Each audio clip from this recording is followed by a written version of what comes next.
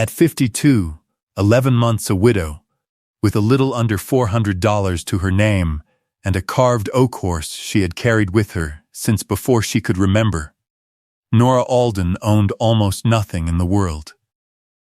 Then a solicitor's letter came on a gray and freezing morning and told her that a locked stone manor at the far end of a shut-in valley, a house the county had already written off as a teardown, its worth on the tax roll set at $1, now belonged to her, left by a woman she had never met and had never once heard named. She read the letter 3 times at her kitchen table before she believed it was addressed to her and not to some other Alden in some other town. There was no wealth in it. The paper was careful to say so. The estate carried more owed against it than under it. The roof let in weather. The well house had gone to moss, and the whole property stood condemned as unsafe. What the letter did not explain, and what would take her the better part of a hard winter to learn, was why a stranger with an old and buried name had reached across the length of her life to hand a ruin to a woman who had spent her days being overlooked.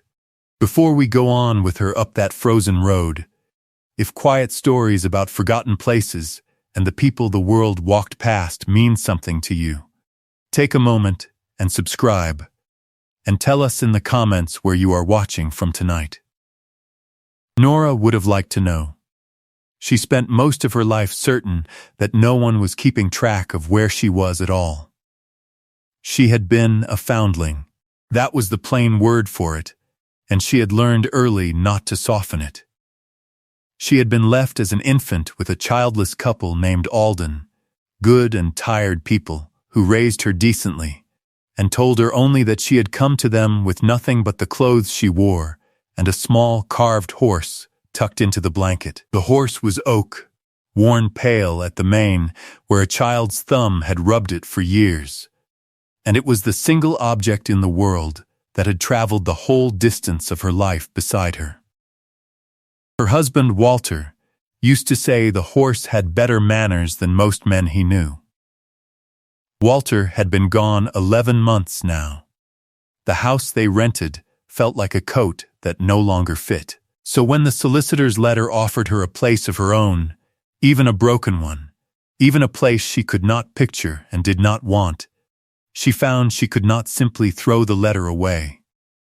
A woman with almost no money and no one left to answer to does not throw away a deed, however worthless. She wrote back that she would come and see it, and sign whatever wanted signing, and be gone by the end of the week.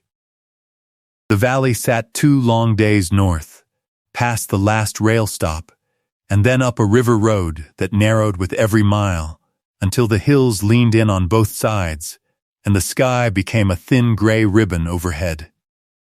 Snow lay in the ruts. Her hired driver, a close-mouthed man who smelled of pipe smoke and wet wool, said very little until the road turned a final shoulder of rock and the valley opened below them, and then he said something at last. "That's Merrick land," he told her, and he slowed the horses without being asked. "All of it you can see. River to ridge." Nora looked. The valley floor was a long white glove of snow with a black seam of river running through it, and at the far end, where the hills closed together like hands about to clasp, a great gray house stood alone against the trees. Even from that distance she could read its shape, a tall stone hall with a broken line of chimneys, and beside it, smaller and darker, a little chapel with a pointed roof, and near them both a round stone well house with a dome gone soft and green with moss and lichen. Bare winter trees stood around the buildings like a congregation that had waited too long and given up. The longer she looked, the stranger the shunning of the place seemed to her. There was no ruin's menace in it. The house stood as an old animal stands in a field at dusk, patient and unminding, waiting out the weather. Smoke, she thought she saw, a thin gray thread of it lifting from one chimney, though the driver had said no one lived up there and had not for the better part of a year.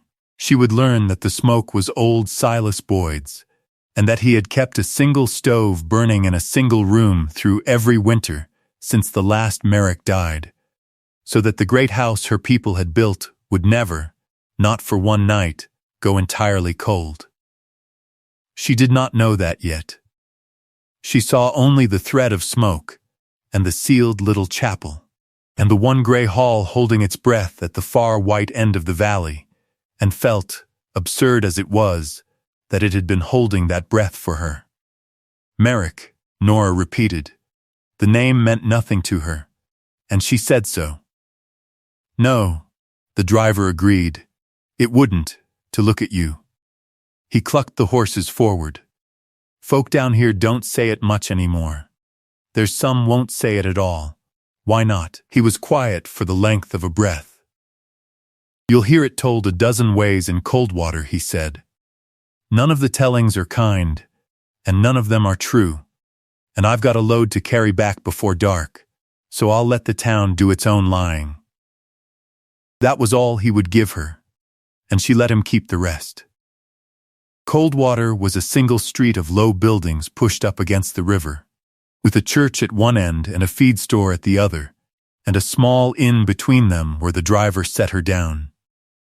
He would not take her the last 3 miles to the manor. He said the road up to the house was not fit for his horses, which she suspected was only half his reason, and he left her with her satchel and her borrowed courage on the inn's frozen step. Inside, a fire was going, and a heavy woman behind the counter looked up at her with the frank, weighing look small places give a stranger. Nora asked for a room for 2 nights and, because she was tired and past being careful, told the woman plainly why she had come. The change in the room was not loud. It was worse than loud. 2 men at the fire stopped their cards. The woman at the counter set down her pen with great gentleness, as if a sudden movement might be dangerous. You're the one, the woman said. It was not a question. I'm Nora Alden. A solicitor wrote to me. The Merrick house was left to me, though I can't tell you why. I never knew the family. I never knew there was a family. No, the woman said slowly. I don't suppose you did. She studied Nora's face longer than was polite, and something moved behind her eyes that Nora could not name. Not unkindness exactly, but a kind of held breath. Well, you'll want your supper. That was the whole of her welcome. But as Nora ate her bread and stew at a corner table, she felt the room arrange itself around her absence of belonging, and she heard, in the low way people talk when they mean to be overheard, the first of the tellings the driver had promised. The Merricks, one of the card players said, had been the great family of the valley once, landlords of every acre, and proud with it. They had kept themselves up at that cold house behind their own private chapel and their own locked gate, and had let the valley go hungry through the bad winters, while they dined off silver. And they had been punished for it, the man said. The whole line struck down to a single old woman who had died alone in that ruin, with the doors barred and no soul beside her, and good riddance to proud blood. A second man, older, took up the telling and sharpened it, as a story hardens each time it changes hands. He said the old woman had died raving, that the house was haunted, that a light burned in an upper window on some nights with no living hand to light it, and that a sensible person kept clear of the Merrick Road after dark. The heavy woman behind her counter said nothing to any of it, but Nora noticed that she did not agree either, and that when the ghost light was named the woman's mouth went tight, and she turned very deliberately to wipe a glass that was already clean. It was the first small crack Nora saw in Coldwater's story about itself, and she set it aside without yet knowing what it would come to mean. Nora listened and did not believe it, though she could not have said why. She had spent her life being told what she was by people who did not know her, and she had come to know the particular sound a story makes when it is being used to keep someone out. This story had that sound. She finished her bread, and she thanked the heavy woman for the stew. And she went up to a cold, narrow room and slept badly. And in the morning, she set out to walk the last 3 miles up to the house that everyone in Coldwater seemed to wish would simply fall down and be done. The road climbed. Snow had dusted it in the night, soft over the old ice, and her boots found the ruts by feel. The river ran black and quick on her left. When the trees at last drew back, she came out below the manor and stopped, because there was no way to come upon that house and not stop. It stood larger than distance had let her guess. Gray stone gone silver dark with age, its tall windows blind and shuttered. Ivy come loose and hanging from the eaves.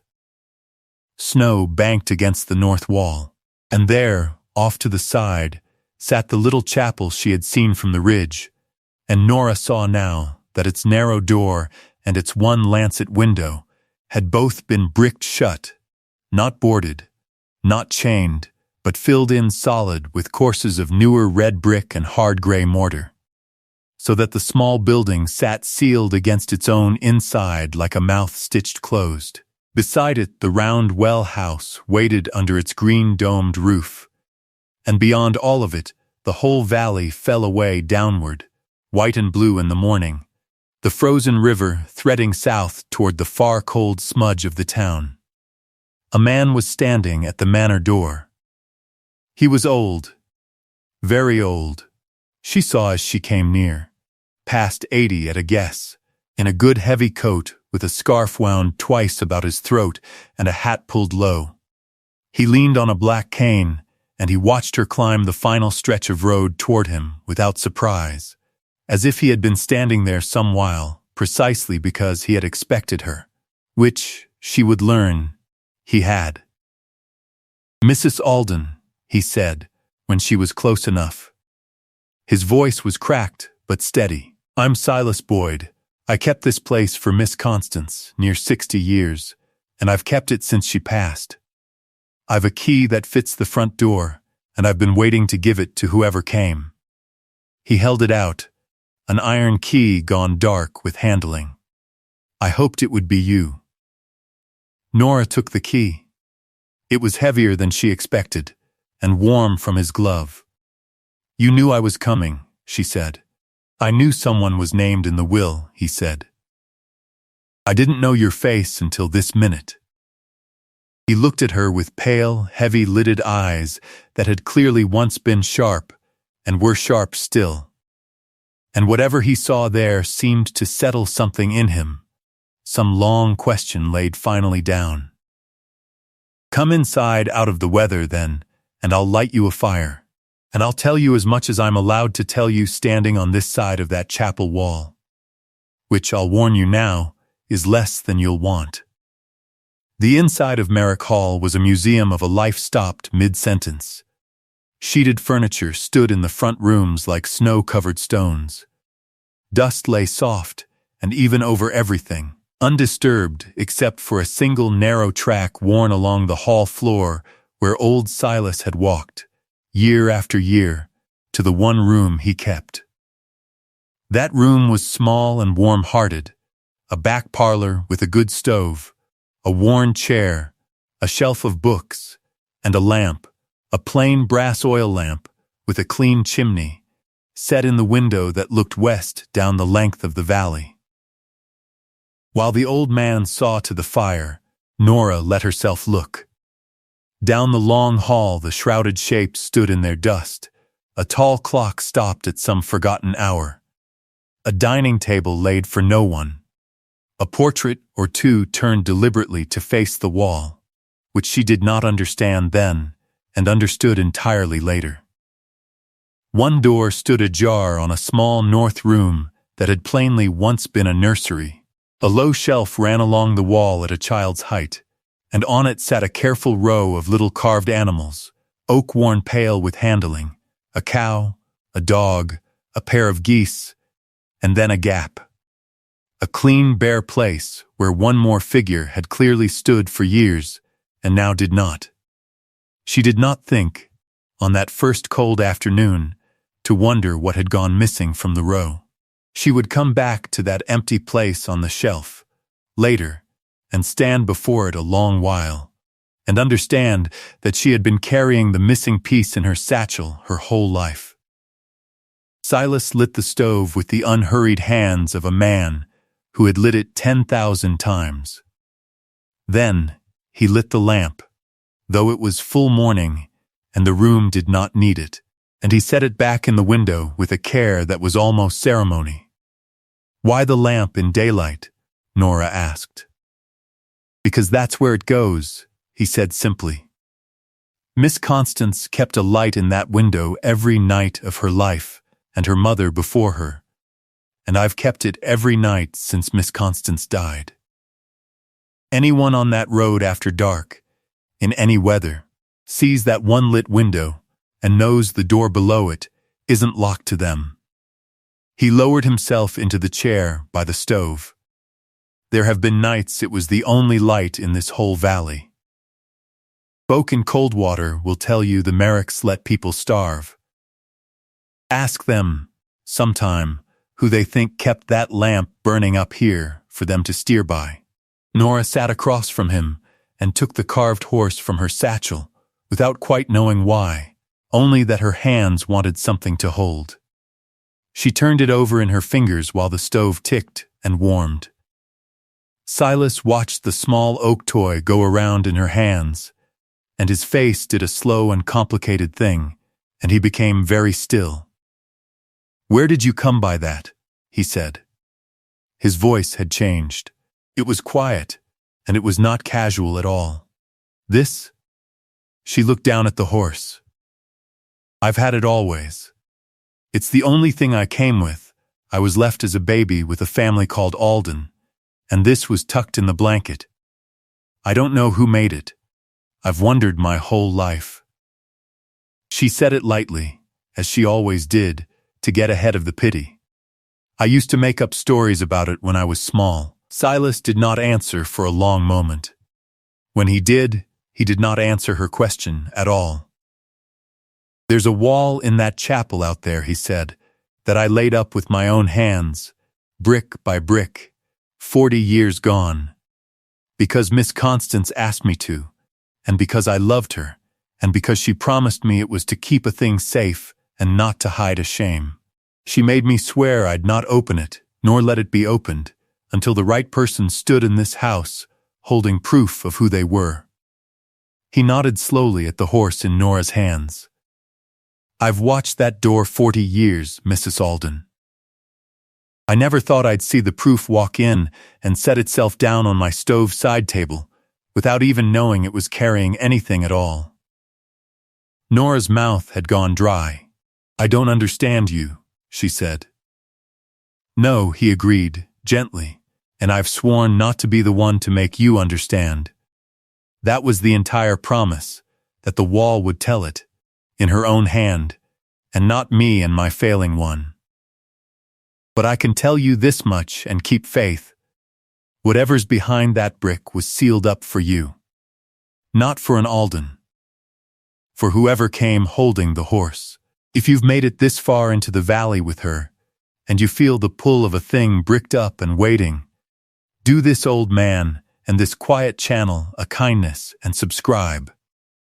Because what Nora found behind that wall is the part of the story I have been waiting the whole cold way up the road to tell you." They did not open the wall that day. There were tools to find, and the light was already turning, and Silas, at his age, could not swing a hammer, and would not let her swing one alone in a cold chapel, with the dark coming on. So she spent that first night in the warm back parlor, with the lamp lit in the window, and the old man asleep in his chair, and she lay awake listening to the house breathe around her, and thinking about a wall built to keep something safe for a person who arrived holding a wooden horse. She thought, too, about the town's stories, and about how neatly cruelty and kindness can wear the same coat at a distance, how a light kept burning for strangers could be retold, by people determined enough to tell it so, as a haunting. She fell asleep before she meant to, in a chair beside a warm stove, in the first house that had ever, in any sense she could prove, been hers. And she did not dream. Her sleep was the deepest she had known since the morning she woke and found Walter gone cold beside her. In the morning, before she could take up the tools, the trouble that money always sends ahead of itself arrived at the door. His name was Gideon Thorne, and he came up the frozen road in a fine covered sleigh with a driver and a leather case of papers, and he knocked at Merrick Hall as though he already half owned it. He was younger than Silas by decades, well-fed and well-gloved, with the smooth certainty of a man who has never once had to wonder where he would sleep. He introduced himself as an agent for a company that was buying up the whole of the Upper Valley, and he was sorry, sincerely sorry, to intrude upon a grieving new owner, but time, he said, was of a certain essence. "You've been left a burden, Mrs. Alden," Thorne said, seated in the good parlor with his case open on his knees, refusing tea with a smile. "I won't insult you by pretending otherwise. This house is condemned. The land is steep, the road is bad, the buildings are past saving. You've inherited a tax bill and a liability and a very long walk from town." He drew out a paper. "My company will take the entire parcel off your hands, not for what it's worth, because frankly it's worth nothing, but for what your trouble is worth. A clean sum, paid at once, and you go home tomorrow with money in your bag instead of a ruin on your conscience." He named a figure. It was not large, but to a woman down to her last few $100s it landed like a struck bell. And he watched her hear it, and he was too practiced to smile. Nora looked at the paper he held out. She thought about her rented house that fit like a borrowed coat, and about being warm and done and gone. And then she thought about a lamp kept lit in a window for 60 years, so that strangers on a black road would know a door was open, and about an old man who had guarded a bricked wall for 40 winters, on the strength of a promise, and about a wooden horse. "What does your company want with a worthless valley?" she asked. Thorne's smile did not move, but something behind it did. "Water," he said after a beat. "The company means to dam the river below the town. This valley floods, in the plan. Every acre you can see from that window goes under. That's no secret, and it's no crime, it's progress, and it'll bring work to Coldwater, which God knows Coldwater needs." He tapped the paper. "Which is only to say, Mrs. Alden, that whether you sign or you don't, the water comes. Sign, and you're paid. Refuse, and the county takes it for the tax owing, and you're paid nothing, and it drowns just the same. I'm offering you the one door out of this that has money on the other side of it." "And the families," Nora said. "The ones down in the valley. On Merrick land." "Tenants," Thorne said, with a small dismissive turn of his hand. "They'll be compensated. Relocated, it's all provided for." Silas Boyd, from his seat by the stove, made a low sound that was not quite a laugh. "Provided for," he said. "There's men in this valley whose grandfathers' Miss Constance carried through the starving winter on that provided for land, Mr. Thorne, and not one of them ever saw a bill for it. You want to talk to Mrs. Alden about being provided for? You'll do it after she's seen what's kept for her out in that chapel. Not before." Thorne's eyes flicked to Silas, and then to Nora, and Nora saw him decide, in that instant, that the wall mattered. He had not known about it. Now he did, and now he wanted it opened least of all. "There's nothing in an old chapel but damp and mice," he said pleasantly, and stood, and gathered his papers with unhurried care that was its own kind of hurry.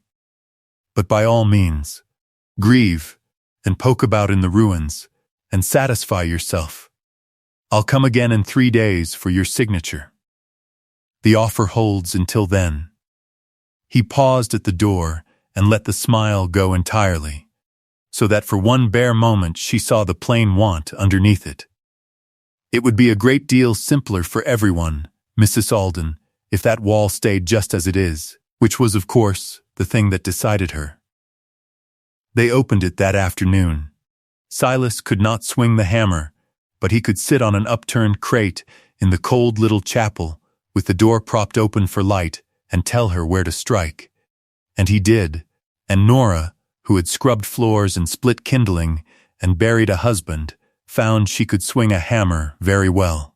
The mortar Silas had laid 40 years before was hard, but she was patient, and she was angry in the good way, and course by course the red brick came loose. Dust rose gold in the shaft of afternoon light from the open door. The cold in the chapel was the deep, unmoving cold of a place that had not been breathed in for 40 years, and it smelled of stone and old cedar and, faintly, of candle wax soaked into the floor generations before. Nora's breath hung white in front of her. Her arms ached, and then went past aching to a kind of numb resolve.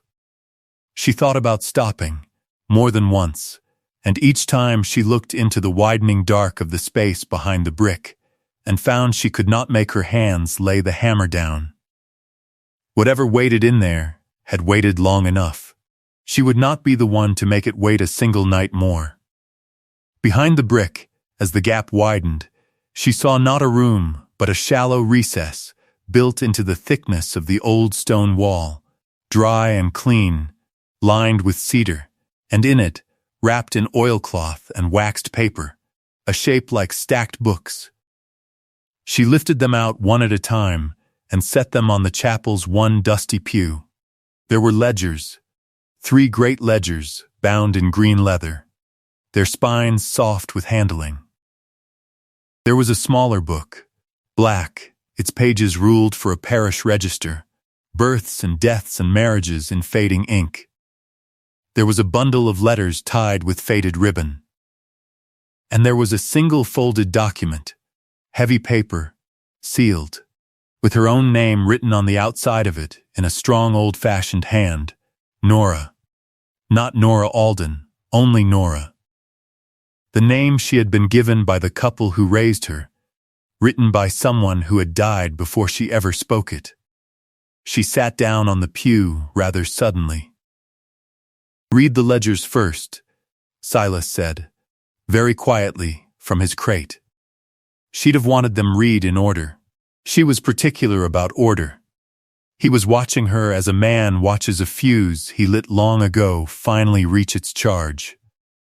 The green ones tell you what the family was. Then the black book tells you who you are. Then the letter tells you the rest. That was the order she made me promise. She said the money would mean nothing until you understood there'd never been any money at all. Nora opened the first green ledger with cold fingers. It was an account book, and at first she thought it exactly what Coldwater would have expected.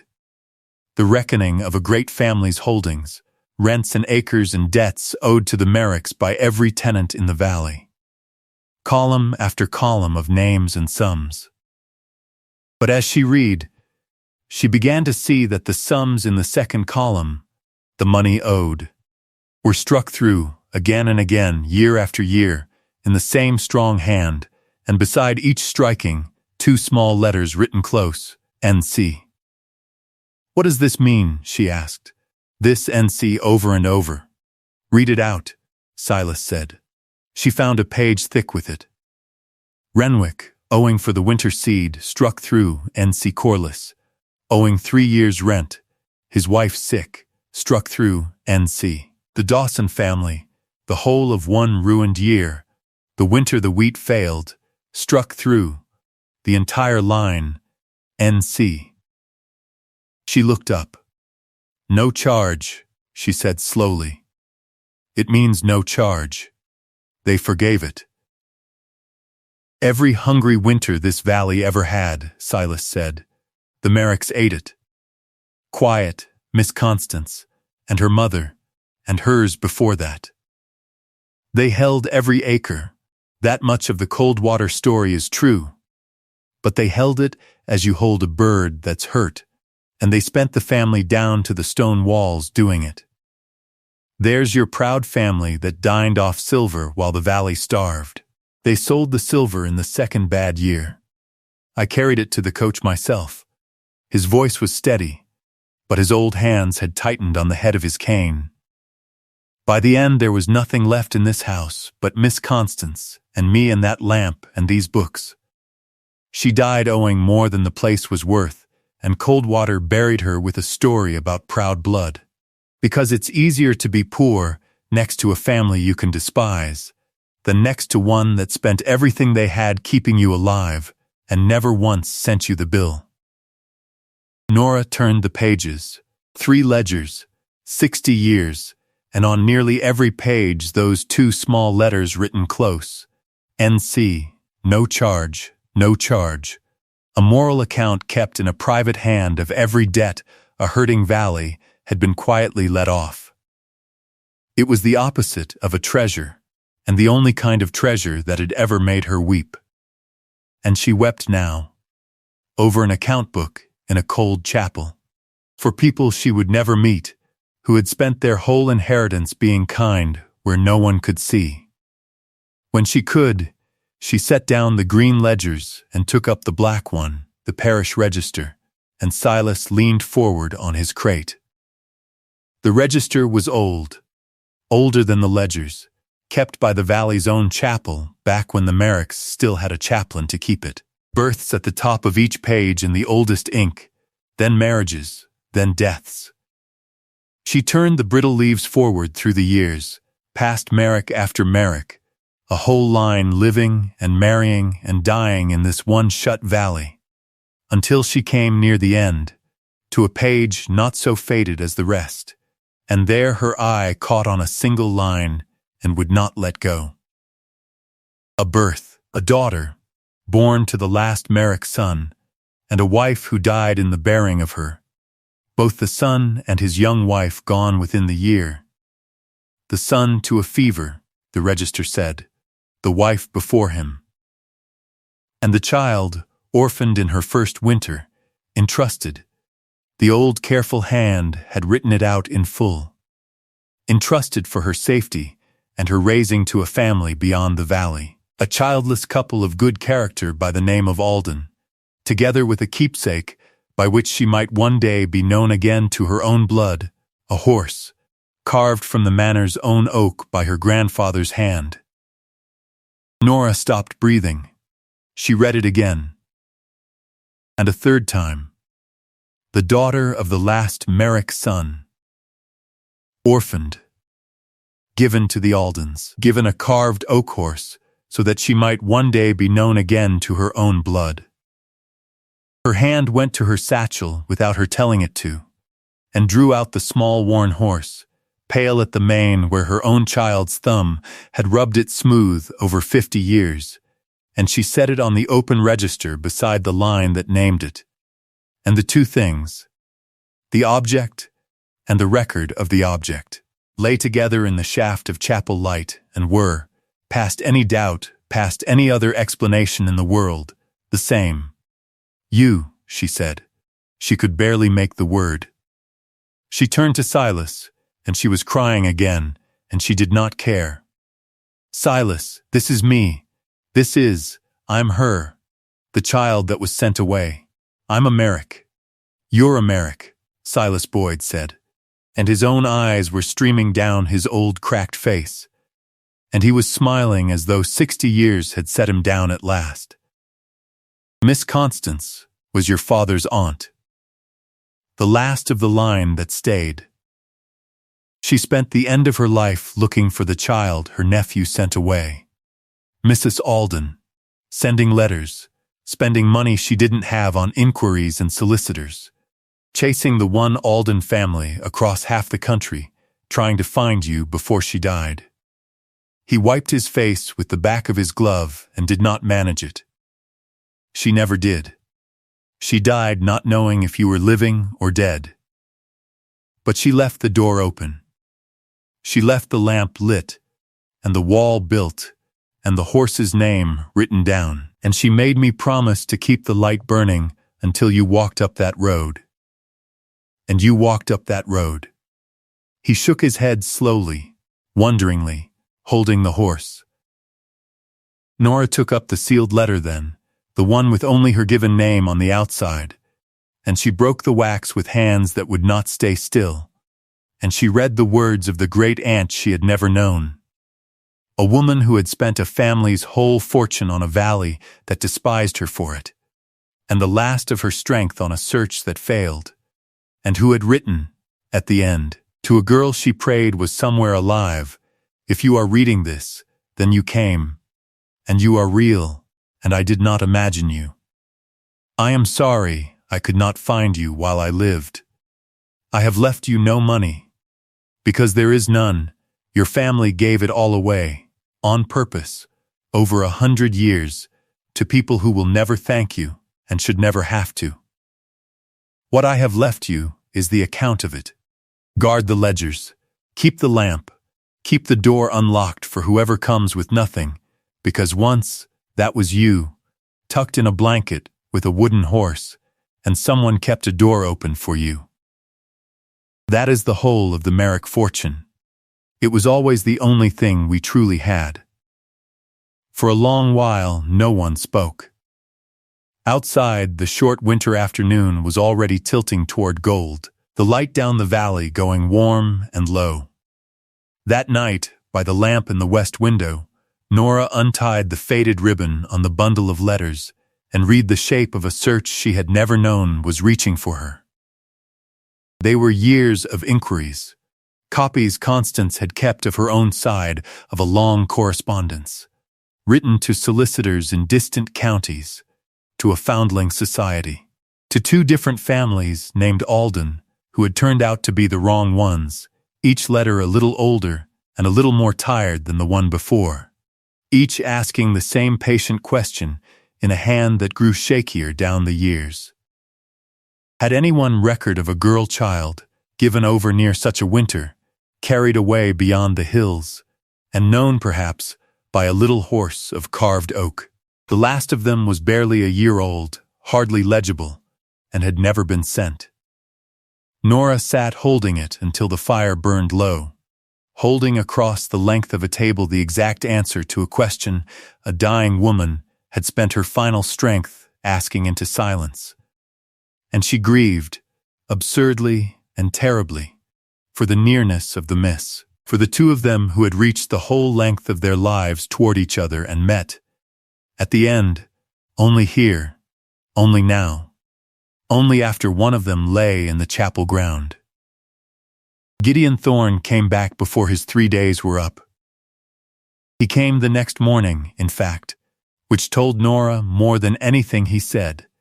That word travels fast even up a bad road, and that a man does not hurry to a ruin he truly believes worthless. He was not smiling now.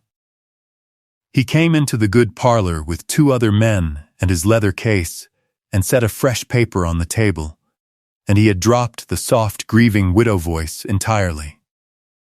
"I'll be plain, Mrs. Alden, since I see plainness is what you answer to," he said. "You've found some old papers, family sentiment, records, whatever they are. They change nothing about the water, and they change nothing about my offer, except that my offer now comes with the strong advice that you take it today." He set his gloved hand flat on the paper. "You are a woman alone, with no money and no standing in this county, holding a condemned house you cannot afford to keep. Sign, and be sensible, and go home comfortable. Fight, and you will spend the $400 you have on lawyers you cannot afford, and lose and drown all the same." Nora let him finish. She had learned, across a whole overlooked life, the exact value of letting a certain kind of man finish. Then she opened the first green ledger to the page she had marked, and she turned it to face him. "You said the tenants would be compensated and relocated," she said. "Provided for. You said it was all provided for." She kept her voice level. These are the deeds and the rents of every family in this valley, going back further than your company has existed. And every one of them, in Constance Merrick's own hand, has been struck as paid, not owed, paid, no charge. And beside more than half of them she has written a second line, entering the land itself over to the family that worked it, to hold free and clear, recorded and witnessed, chapter and page. She turned another leaf. Silas has shown me. The valley floor isn't a landlord's to sell out from under tenants, Mr. Thorne. She gave it to them. Years ago. Quietly, it's theirs. There are no tenants here to relocate. There are 40 families of freeholders, and they will all be very interested to learn that a company has been buying the right to drown land it was told stood empty. Thorne's face had gone still and careful. Those records would have to be proven, he said. Filed, witnessed, an old woman's ledger is not a deed. Every entry is witnessed, Silas said, from his chair. By the chapel and by me. I'm the surviving witness to most of them, Mr. Thorne. And I'm not dead yet, however much it would suit you. And there's a solicitor in the county seat holds the fair copies, lodged and sealed, of every last one. Miss Constance was poor. She was never careless.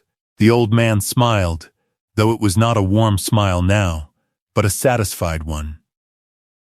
You've been buying smoke.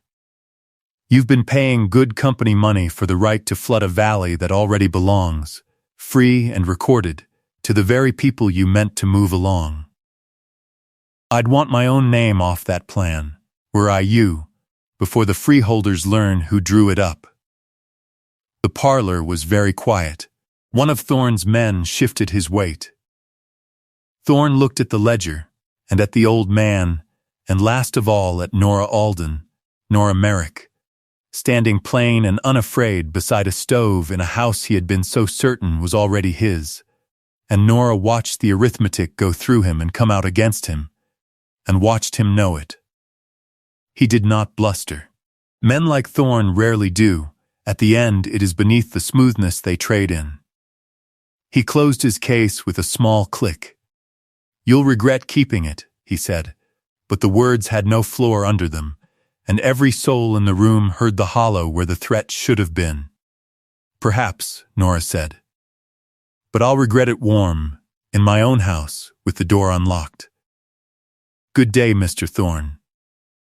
He went.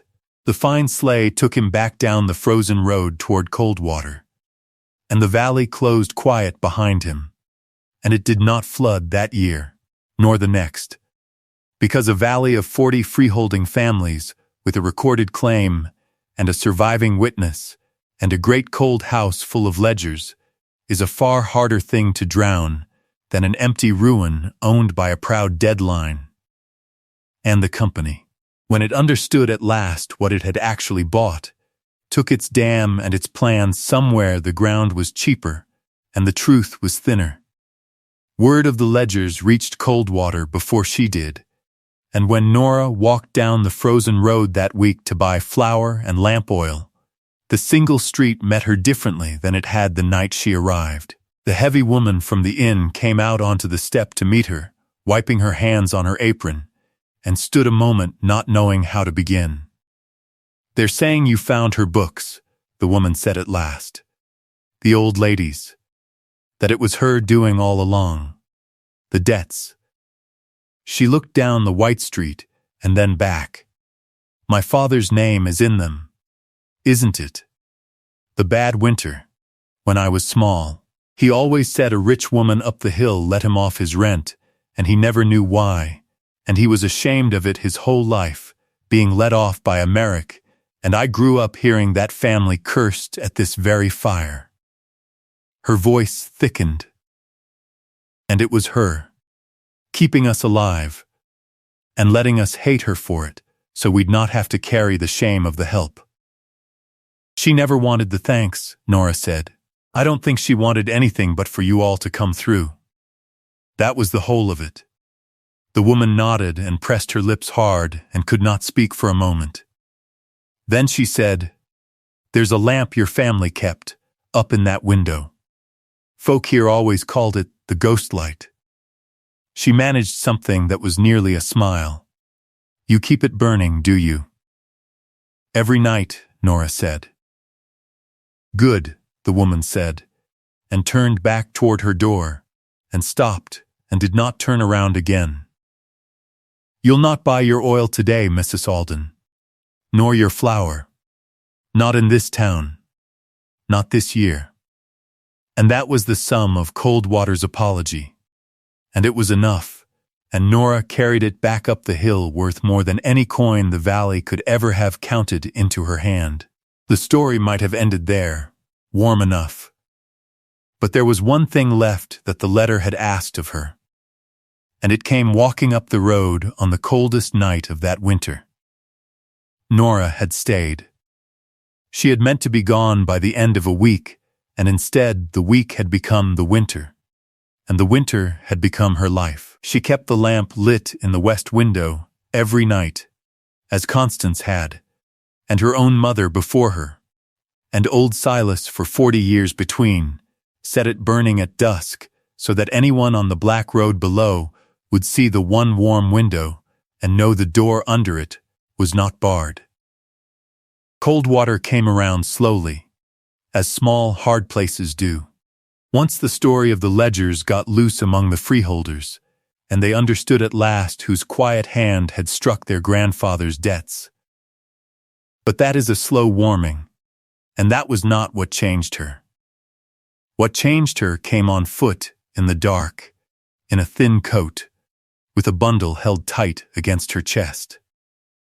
Nora saw the figure from the window, small and stumbling on the ice below the house, drawn like everything on that road toward the one lit pane. She had the door open before the knock. It was a young woman, half frozen, not more than 20, with a baby wound into her shawl and a face braced hard against being turned away, because she had been turned away everywhere else. She had walked out of a bad place and had nowhere left in the world, and she had seen, from far down the Black Valley, a single window burning gold in a great dark house, and she had come toward it as the cold come toward any light. "I saw the lamp," the young woman said, through chattering teeth, her chin up, ready to be refused. "I know it's late. I saw the lamp was lit. I'll go if you say." "I only thought a lit window might mean—" "It means what you hoped it means," Nora said, and stepped back and opened the door the whole way. "Come in out of the cold. Both of you. There's a fire, and there's food, and there's more room in this house than one woman could ever fill. Come in." Her name was Tessa.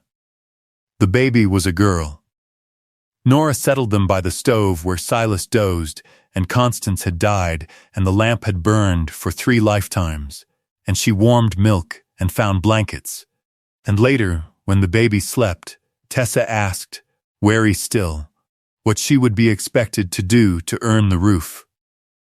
"Keep the books," Nora said, "when you're able, and keep the lamp lit when I can't. And someday, when someone else comes up that road with nothing in a hard winter, keep the door open as it was kept open for you tonight. That's all. That's the whole rent. It's the only rent this house has ever charged." She looked at the sleeping child. "It was charged of me once, and I didn't even know it, and it took me 50 years to come and pay it." Silas Boyd lived to see the spring, and a little past it, long enough to walk Nora out one gold evening to the family chapel and see the bricked wall standing open and empty, its secret delivered, its long watch over.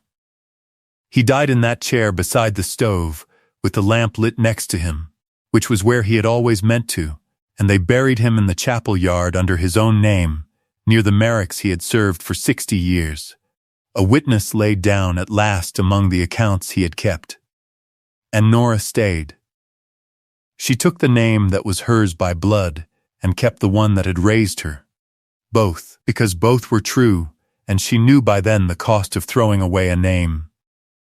She mended the roof a season at a time as the money allowed, which was slowly, because there was never much money, and there was not meant to be. The Merrick fortune had never been in the walls. It was in the green ledgers, and in the lamp, and in the door. On a gold evening at the very end of that first year, she walked out along the snow-dusted path below the house in her plain dark dress with her worn satchel on her shoulder. The way she had first come up that road a stranger, and she turned to look back the way a stranger looks. The great gray manor stood against the winter trees. The small chapel sat quiet beside it, its wall open now and at peace. The round well house waited under its soft green dome. And in the tall west window, one warm square of light burned gold against the failing blue, lit early, lit for anyone. While below her the whole valley fell away white and still toward the far frozen river and the small distant smudge of the town. The valley her family had spent everything they had to keep, handed at last to a woman the world had spent a lifetime overlooking. And never once, it turned out, forgetting, she had come up that road certain that no one had ever kept track of where she was. She had been wrong the whole time. Someone had kept a lamp burning for her for 50 years without knowing her face. On the chance, only the chance, that she was somewhere alive and might one night see it and come. The most valuable thing a person can leave behind, Nora understood at last, standing on the gold road with the horse in her pocket, is not what they saved for themselves, but the good they did quietly for people who could never pay it back and would never know to thank them. That was her entire inheritance. It was, she thought, the only inheritance that had ever really been worth the having. She had spent 50 years believing that to be left behind was the same as to be worth leaving. The valley had unlearned her of it in a single hard winter. The worth of a thing, it turned out, was not what anyone would pay for it, nor what the tax roll said, nor what a smiling man with a leather case would offer to carry it away. The worth of the house was the door. The worth of the door was who could come through it in the cold. And the worth of her whole overlooked and unremarkable life, she understood now, was that it had brought her here, of all the roads it might have taken, to keep the one lit window in a dark valley burning on the chance that a stranger was still out there who needed to see it. She stood a while longer in the last of the light. Then she turned and walked back up toward the lit window, and the warm door under it that was not locked, and never would be again while she lived to keep it. Some stories leave you a house. This one leaves you a question, and we would truly love your answer down in the comments tonight. If a single lit window in a great dark valley could mean a door was open to you, would you be the one walking up the road toward it out of the cold? Or would you be the one who kept the lamp burning, on nothing but the chance that a stranger needed it? Tell us where you are watching from. Tell us which one you would be, and we will tell you another one of these next week.